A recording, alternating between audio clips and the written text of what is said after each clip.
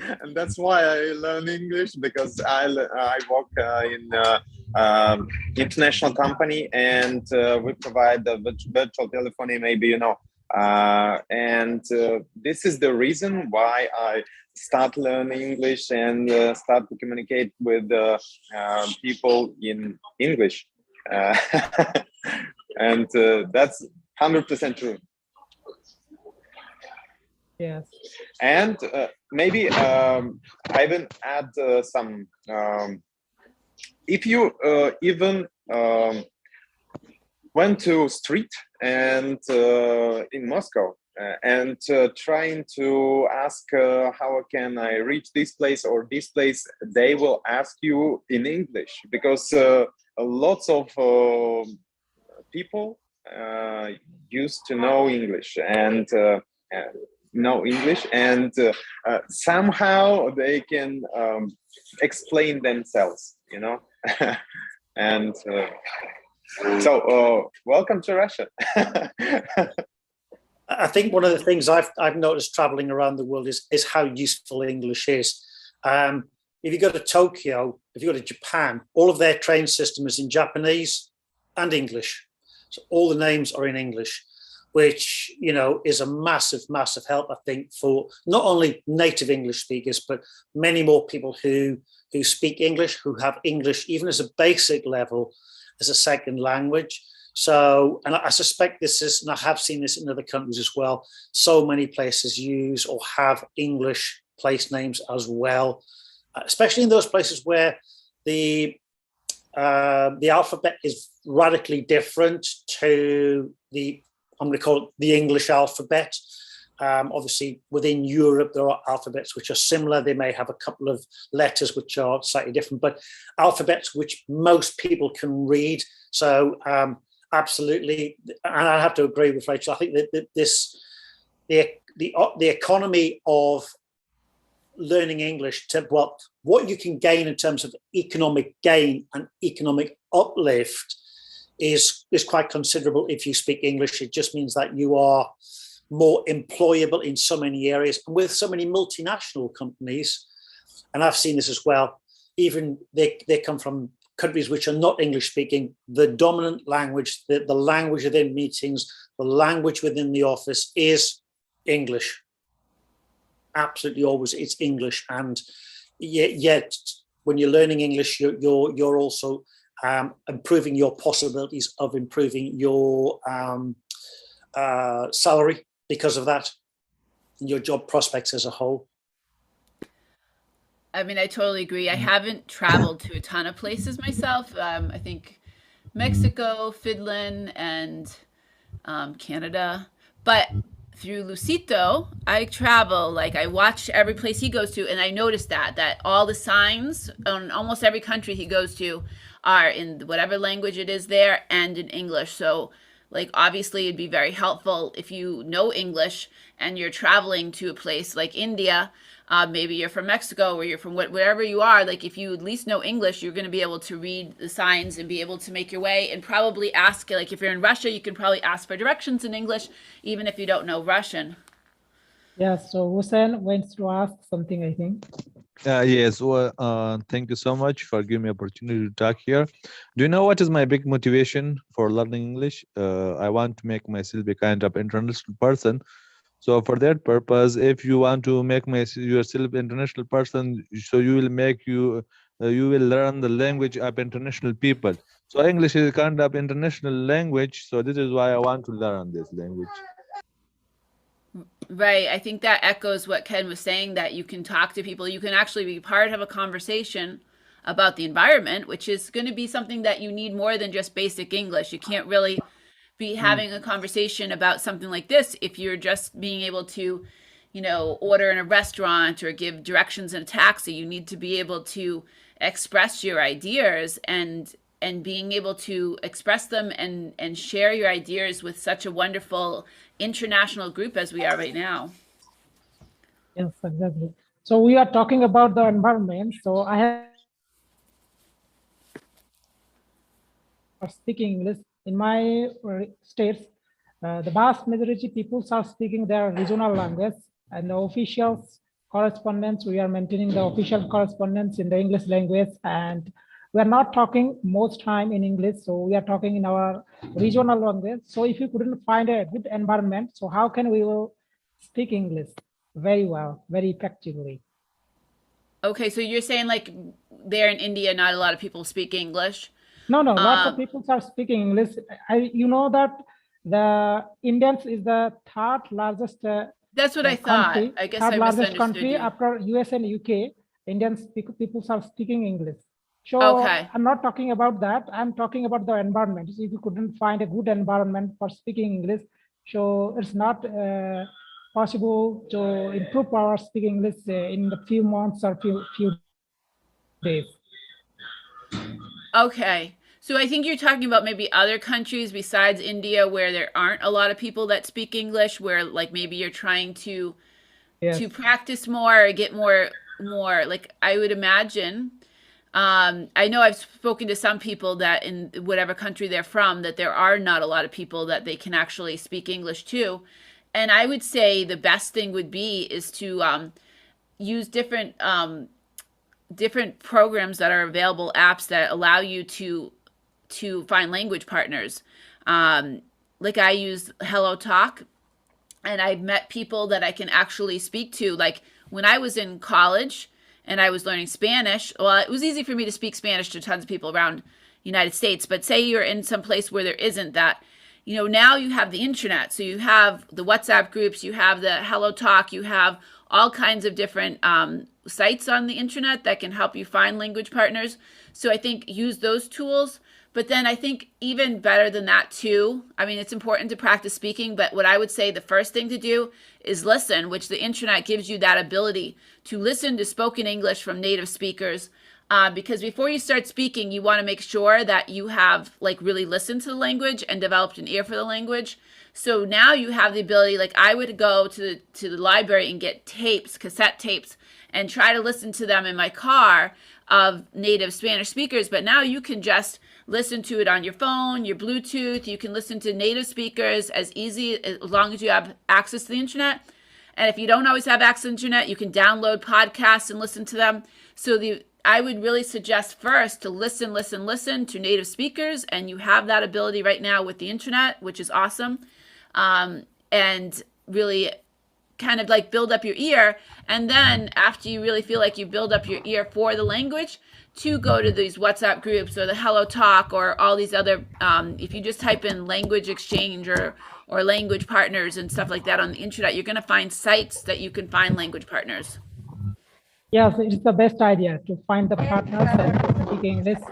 The apps can help only. There are so many apps like Zoom meetings. We are talking now in Zoom meetings, WhatsApp, Telegrams.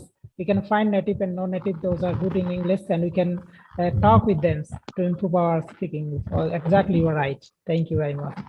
So, Fatima, again, I'd have to agree with Rachel here. I think in terms of I'm learning Spanish as well, and one of the things I do is literally I don't watch English TV. I'm an expert at English, so I don't need to practice my English. So I literally just watch things on YouTube in Spanish. I listen to Spanish radio. I listen to podcasts. And it is amazing how you pick things up just by listening. So find a subject matter which interests you. Try and find videos on YouTube of a similar subject matter. Pick up that. You'll pick up the words about that subject or about that particular thing. And it's just total immersion. If you want to improve your language skills, it is initially, I think, about differentiate. Okay, so my wife is Japanese. And initially, when I was listening to Japanese, it was noise. I could not differentiate words. I now can. I know when I'm being told off now because I can differentiate those words because I hear them again and again and again. So I think, when you're listening constantly to your chosen language, you will go from it being noise to actually it being individual words and the ability to differentiate what those words are. to clearly differentiate one word from another word from another word. And surprisingly, that is part of language learning. So absolutely listening, watching, immersing yourself in your chosen language. Yes. Yeah. So Fatima, did Fatima, you have a question? Because I thought I saw Fatima, you. yes, you want to ask something? Maybe?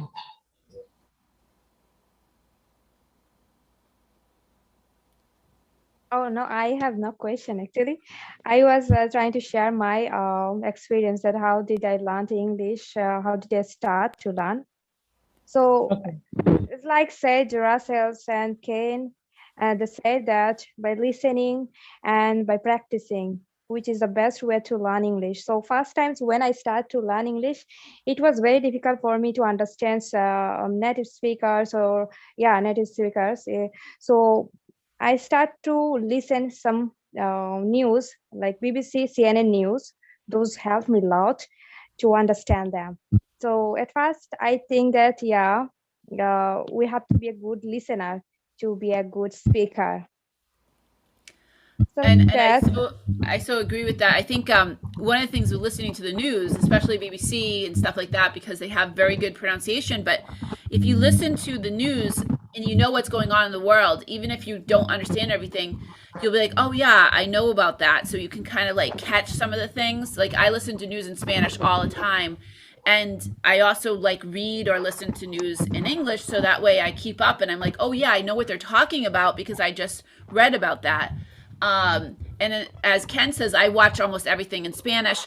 Even I watched some things that were made originally for like maybe something that was originally like a British program, but I changed the language into Spanish because Netflix and stuff allows you to do that.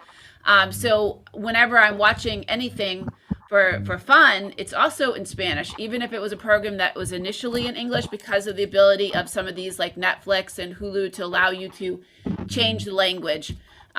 So I think trying to like consume everything in that language that you can, the news programs, the podcast, and finding things that you're interested in.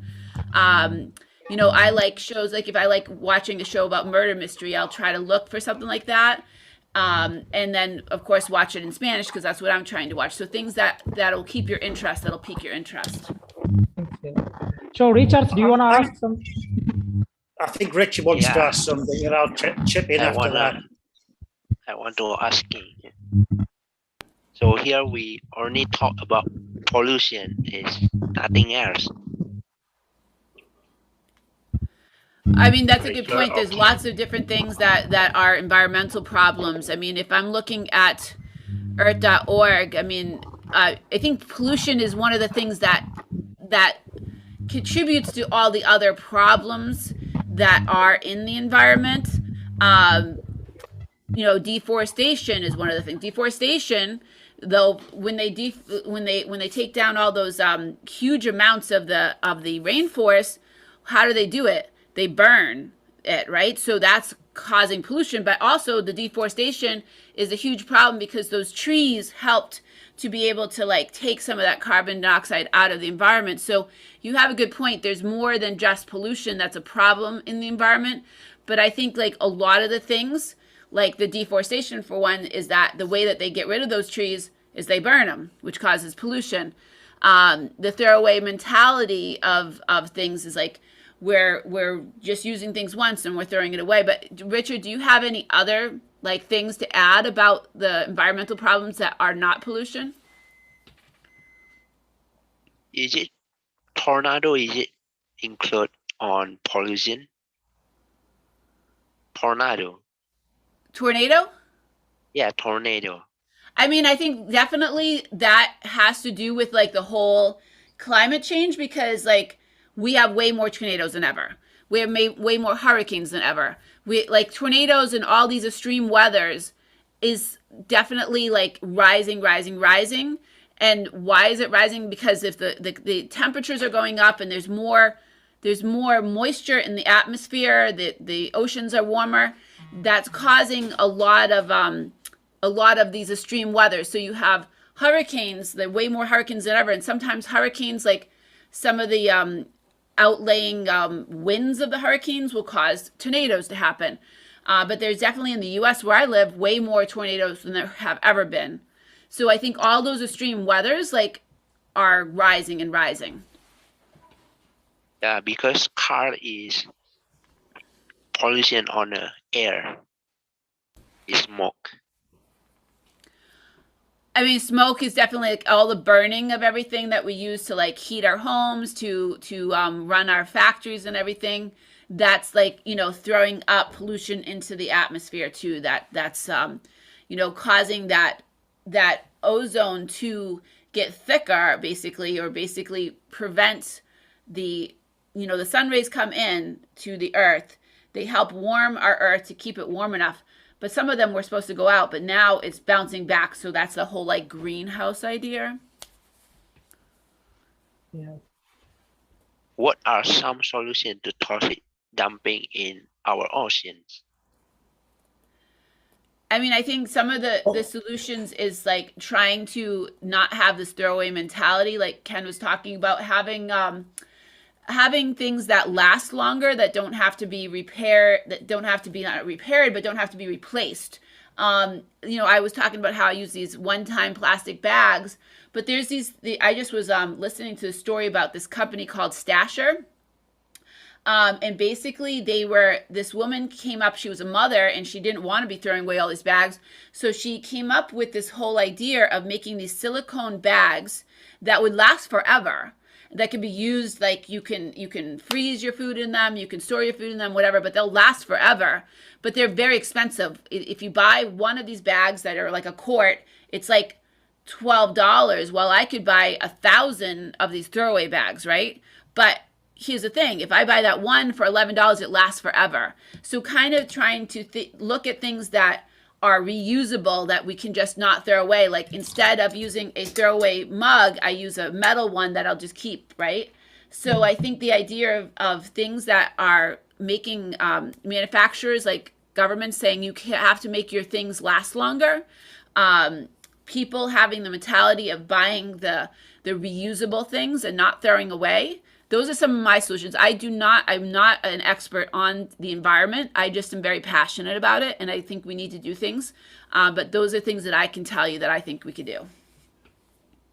There's some regulations coming in within the UK in terms of plastic disposable cutlery, which they're going to ban in the very near future, and that's going to be happening also throughout Europe. I mean, one of the things I noticed when I've been in the States is in hotels is the use of plastic plates and cups at breakfast. I was literally stunned that there were no proper cutlery and no proper plates. Everything was plastic, everything was disposable. And it was like shocking for me, from a country which in itself, you know, has a poor record in terms of in some of the disposability of certain items, to go to a country like America where everything was disposable. It's just like nothing was washed, nothing was cleaned. It was just get another plastic cup. And it's gotten worse. When I was a kid, when we would have our lunch at school, we would have a tray. It was a plastic tray, but it was always washed. And we would have silverware, and we would have our food put on that tray. And at the end of the day, at the end of the meal, we'd bring it back to the kitchen, and they had dishwashers, and all the stuff went into the dishwasher and then was reused the next day. But now it's all styrofoam trays, plastic little utensils and paper, and all of that gets thrown away. And we have this whole program in the US as like a free lunch program in a lot of places, that we're required to give all the kids lunches, even if they don't eat it. And they everything gets thrown away. Food, which is a big problem too, food waste, especially in the US. But all of that styrofoam never breaks down. I think they're changing it up now that they're using more cardboard, which at least would break down. But it was all these styrofoam trays, and I work in a school, so I see that firsthand. Everyone going in and grabbing their styrofoam trays of the food that has their plastic silverware, and I'm guilty of sometimes using it myself because I forget to bring my own because they don't have it there, and throwing it away. Like usually I'm washing the plastic silverware and reusing it because I feel really bad about it. But yeah, that's a big problem in the US, is all of this plastic stuff that we use one time and we throw away, and it's in the biggest problem, I think, is in the school systems. Yes, you are right. The plastic is the biggest problem because it was produced every year, and the wonder materials popularity has increased ever since. So unfortunately, markets incentives of post-use processing haven't kept up the productions. So which resulting in one of the biggest pollutions and the environmental problems. So my question is that what we can do to reduce the plastic pollutions? Well, I think certainly our governments need to make sure that the producers of goods use as little plastic as possible. I mean, when we go to supermarkets, all of our fruit comes in plastic bags. As a child, when we used to go to the shops, we used to pick up a paper bag, a brown paper bag, put fruit and veg in, weigh it. So I think our governments really need to start to enforce rules and regulations with regards to one-use plastic. And supermarkets and food suppliers and providers need to change what they are using in terms of packaging the goods to reduce the packaging to a minimum. A celebration we have in Europe is Easter, and we get these chocolate eggs, and they're about that big, but they come in a cardboard box, which literally is 4 or 5 times bigger than the product. Okay, but if you think about it, in a 1 meter cube or a 1 square yard cube, if you only get 20 eggs because they're packed in a box which is 9-10 times bigger, if you reduce the packaging to just big enough to protect the product, all of a sudden you get 100 eggs in that 1 cubic meter or 1 square meter. There is too much packaging of all types, be it one use or recyclable. We need to reduce the amount of packaging that the West, and I'm going to say the West generally, uses when packaging food products and also electrical products. So if we just reduce the amount of packaging, that in itself would be a massive start. That would allow us to probably transport more goods in a given space because there's less packaging. And I'm going to go back to something which was said before, food waste. Food waste is it's a massive problem. And within Western society, within a sort of, first world societies, food waste is something which is not really thought of as a problem, but it is, because the amount of energy, phosphates, fuel used by tractors, food processing, shipping to and from the farms to the supermarket, from the supermarket to the home, from the home to a landfill site, all of that takes up valuable resources and takes up valuable fuel and creates more pollution. So we need to reduce how much we are using and how much we are throwing away. Yes, yes.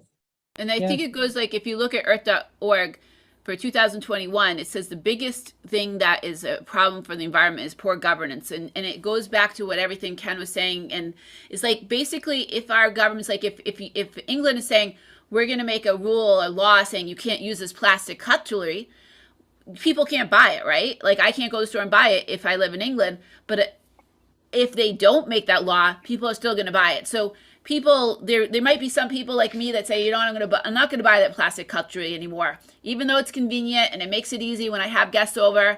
I don't have to do all these dishes and stuff. But if the government says you can't buy it, then I can't buy it.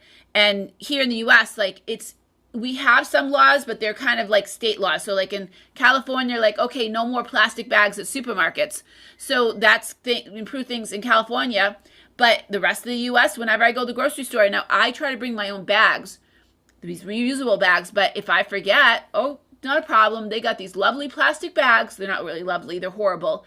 But I don't have to worry about it. I forgot my bags. Last night I went to the grocery store and they put all my stuff in plastic bags, which are, end up, I throw them away. But again, like, because there's no good way for me to recycle them. But they also end up in the oceans. They end up in the rivers. They end up all over the place.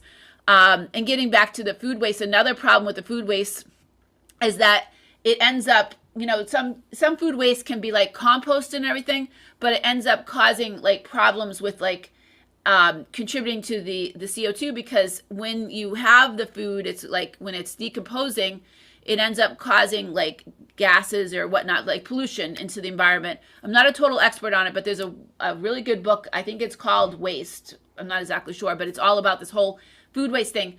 Here in the US at Walmart, you can go buy this fresh, like basically like chicken pieces or whatever at Walmart and eat it, you know. But here's the thing, every hour or every 2 hours, they throw it all away because it's not fresh. They don't even give it to like a local food shelter, a local homeless shelter. They just throw it away because it's not fresh, right? And so we have all these buffets and all these places that will sell you all this food that's constantly made fresh so that you can order it right there. And every hour or two, they throw it away. Yes.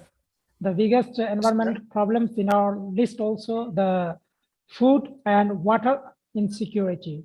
So we have food surplus that is waste, and we need to better job directing it towards places it needs. So it's also a big issue. So what we can do for our environment, it is most important because the peoples are wasting their foods, and it's also the very biggest problems for our environment.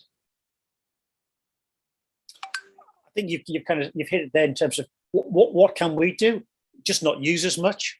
I mean, water, again, going to something as simple as water, which, you know, pours out of the tap, fresh, drinkable in every European country, in the States. You know, there are many countries where where you cannot drink the water because it's undrinkable. So you're using bottled water. Why in the West are we buying water, which is more expensive than petrol, gas, the Americans? You know, a litre of water in the UK is more expensive or as expensive as petrol for our cars. Yet I can go and turn my tap on and the water is 100% safe, 100% drinkable. But to get that water 100% safe and drinkable, it has to be processed.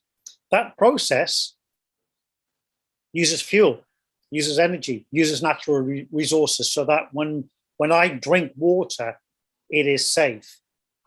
Everything we use, so the less water I use, either drinking, food preparation, shower, washing, the less water I use means less natural resources have been used to produce that. So, and water in many countries is a big, big problem, not only just in terms of the scarcity, but the quality, the drinkability of that water. But yes, here in the West, here in Europe, in the UK, and I suspect also in the US, bottled water, shipping bottled water around in trucks, into shops, into stores. Why? Why are we doing that? We're being sold this pup of we need to be drinking bottled water when the water coming out of our taps is absolutely 100% safe, 100% drinkable, but we're being sold this need to drink bottled water. I don't get it. I don't get it. I rarely drink bottled water. I just find it a very strange concept. Drinking bottled water. We're being sold something which we don't actually need. We're being sold a lifestyle. We're being sold an image that it's good for us to be drinking bottled water when tap water is absolutely 100% drinkable in Western countries and in the US. Yeah, the tap water is also drinking in Indian people. So they are suffering so many diseases. Yeah, I absolutely agree. Like here we have a company in Maine and it's called Poland Springs. So they sell this water that is spring water that is supposed to be so much better than the tap water. And, you know, where I work, we have every like 2 weeks, we have a truck come in and he delivers big jugs of it that we stick on this like dispenser that gives us our fresh Poland Spring water from the springs of Maine. So we are sold this whole idea that if we get water from our sink, it's really not from our tap, that it's really not safe to drink, that it's better if we buy this bottled water. I do not buy that. Like it very occasionally, you know, I might be out somewhere that I just need to buy a bottle of water, but I generally don't. I drink the water from the tap. When I'm at work, I drink the water from the tap. But it is like I have some friends that are, I think they're from, I have a friend from Panama and she will buy the water because I think in Panama the water was not safe to drink. So she still believes the water here in the US is not safe to drink, so she buys the bottled water. So I think it's like probably trying to educate people that the water is safe to drink, because we are sold the whole idea. Like there's these commercials and they show this beautiful spring in Maine that's like totally clean and everything, and the idea is like, if I buy this water, I'm going to be healthier if I buy this Poland spring water, for instance. Yes. So we have also some participants. Maybe you should give a chance to them. So Sharside, if you would like to ask any questions on environment and spoken English, you can ask. So Fatima, do you want to ask anything? Hi, Leila. Hi. Sorry, hi, Leila. How are you? Much more.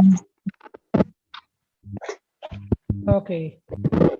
I mean, the UK, there are certain maps showing the UK, if the sea level rises, 30 centimeters a foot, 2 foot, or sort of 60 centimeters, what will happen, how much land will go under water. And it's actually quite shocking, because the UK will lose a huge chunk of its usable land space. And that will have a knock-on effect for what is a relatively small population in comparison to many other countries. We can only squash onto so much land. We can only provide. Britain is a country which does not produce enough food to supply the population. We do not supply. We import so much of our food and natural resources. And if we cannot supply enough food to our own people, we're going to have to be bringing it in from elsewhere. But if those countries are also suffering because they have lost land mass, they have lost areas which are potentially areas where crops are grown, where cattle are reared, they are not going to be able to provide the UK with enough food to supply our population. So the knock-on effect from one country to another country is difficult to comprehend. And I suspect we will only start to comprehend it when we start to have the effects felt, as in not enough food for us to supply our people here in the UK. So yeah, it's a difficult thing to comprehend for many people. I suspect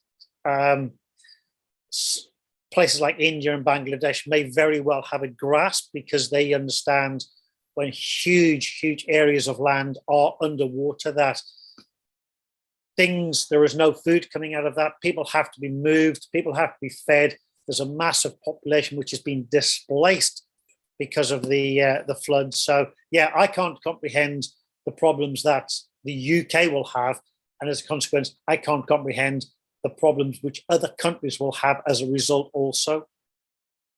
Same here. Yeah. I think the US, I've seen things like, Florida would be underwater, New York, Manhattan will be underwater, but again, we would be able to move people, we'd be able to probably figure it out. And then later on, we might have some trickle down effect. But I think it's like when the whole coronavirus started, there was all this it's going to be the great equalizer, but it wasn't. Like certain countries have definitely suffered more than others, right? And I think it's the same thing with the pollution. It's not the great equalizer. There's definitely going to be the countries that are the countries that we developed, like England developed first, and you have United States and all what they call the developed world.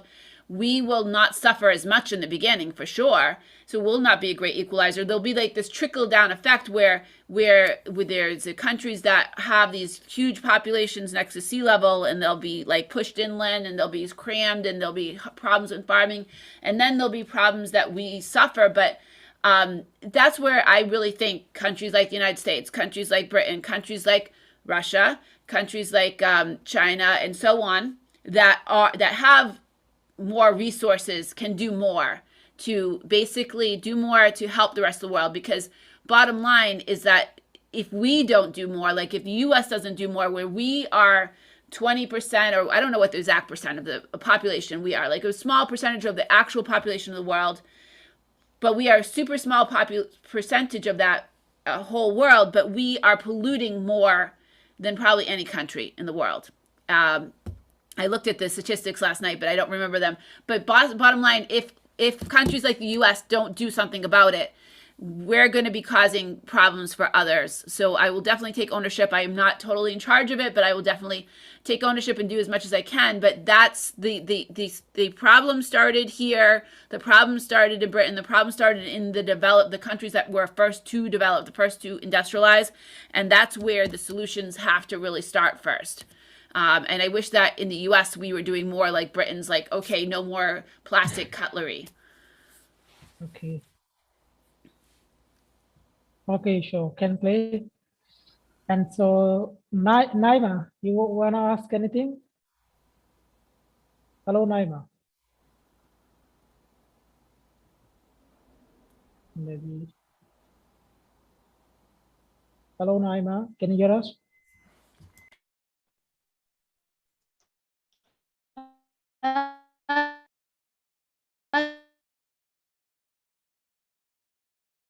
Okay, her voice is breaking. Maybe some network issue. So, if you want to just put a question in the chat, you can take part that way if you have a problem with your mic. It sounds like you probably have a problem with your mic. okay, so Sharshai. Hello, Sharshai. Hello, Leila. How are you? Yeah, I'm good. So, do you have any questions to Russell? No, thank you. I'd like to join today. That's all. Thank you.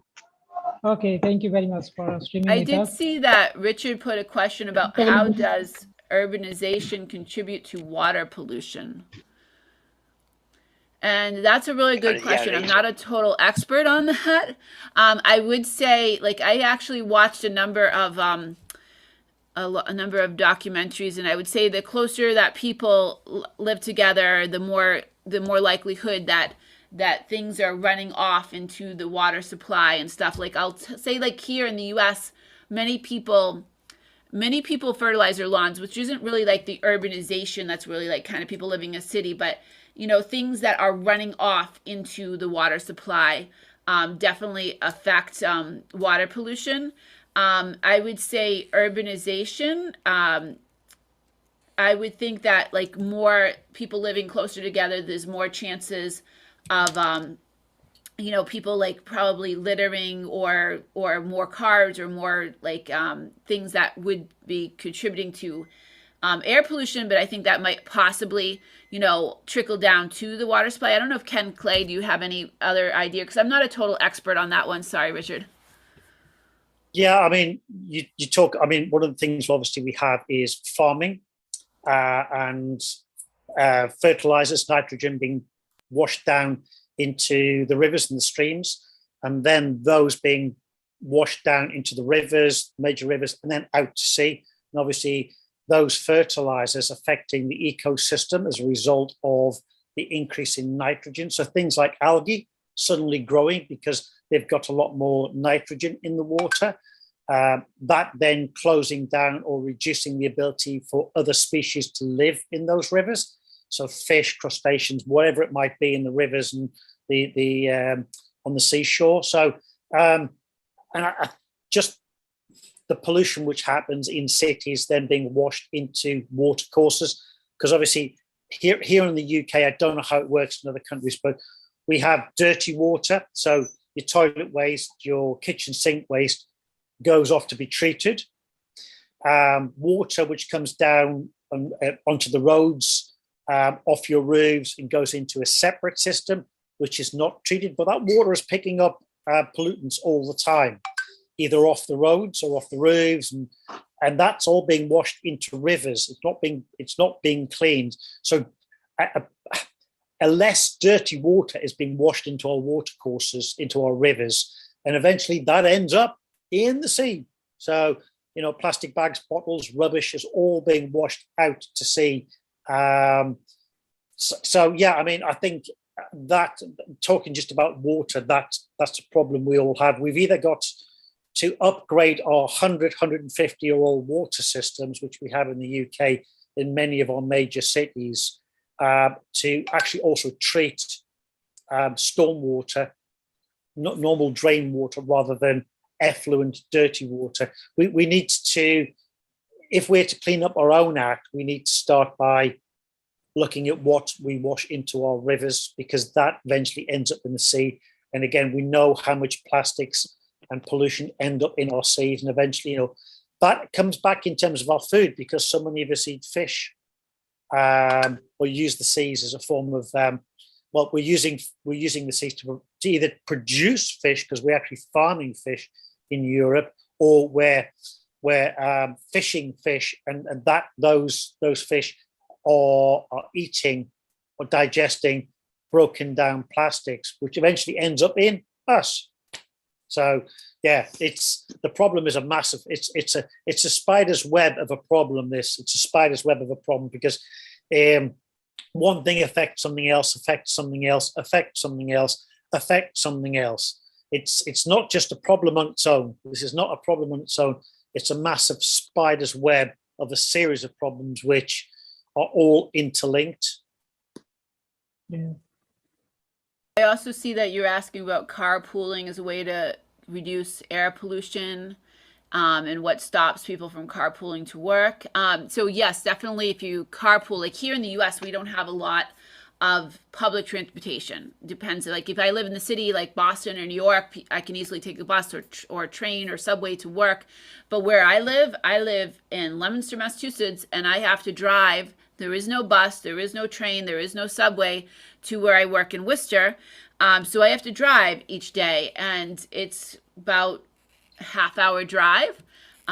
So I am definitely, and I can't really carpool because there isn't anyone else that I work with that's going there. But definitely, if people have the opportunity to carpool, that's definitely going to help, because there'll be less people.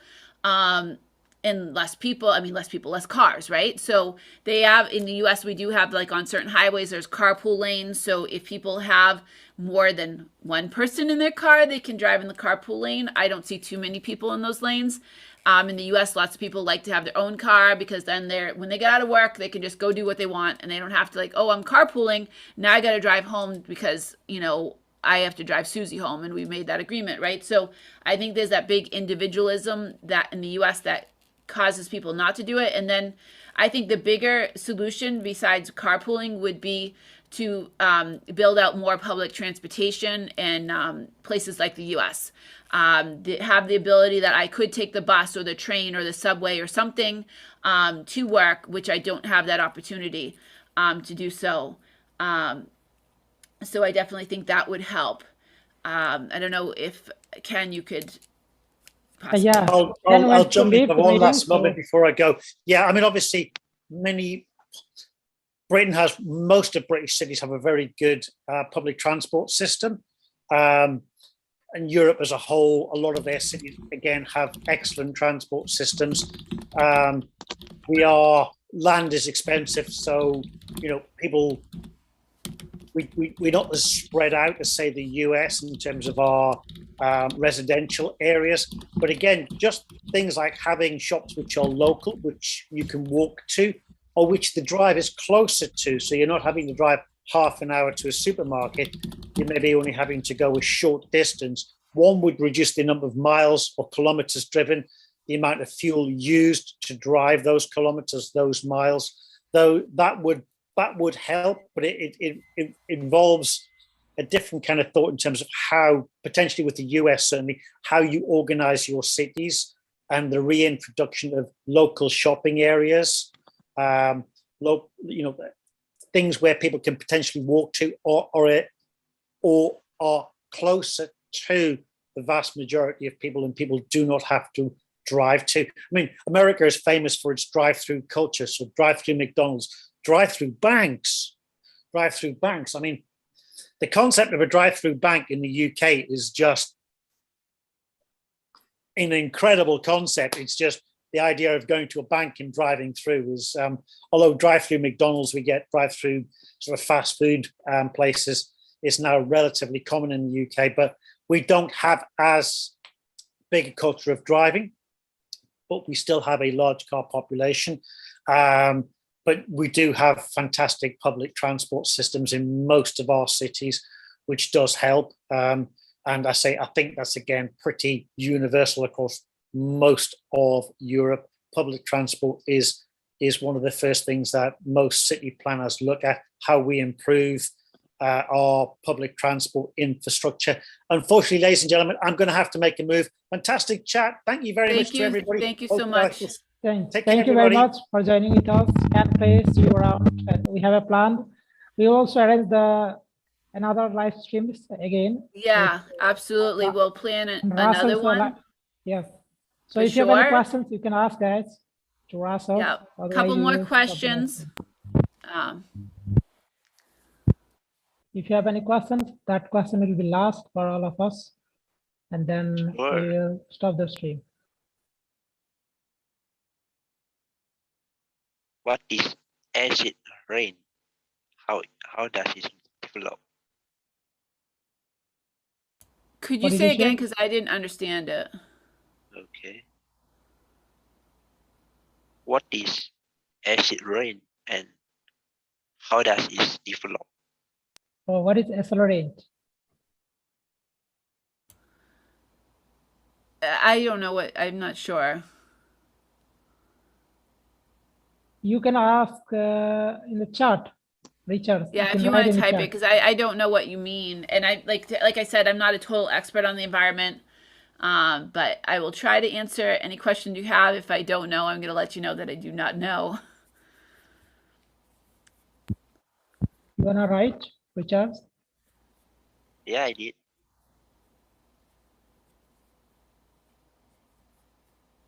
I'm going to say that I don't know the answer to. I'm not sure what you're asking, and I don't know that I know the answer to it. So, but I think if you want to, after the stream is done, if you want to put questions, I will suggest anybody that didn't get your answer, didn't have a chance to ask what you wanted to put your questions inside of the comment section of Lila's stream, and I will try to answer them later by typing them when I can. So please use that comment section. Make sure that you like this video.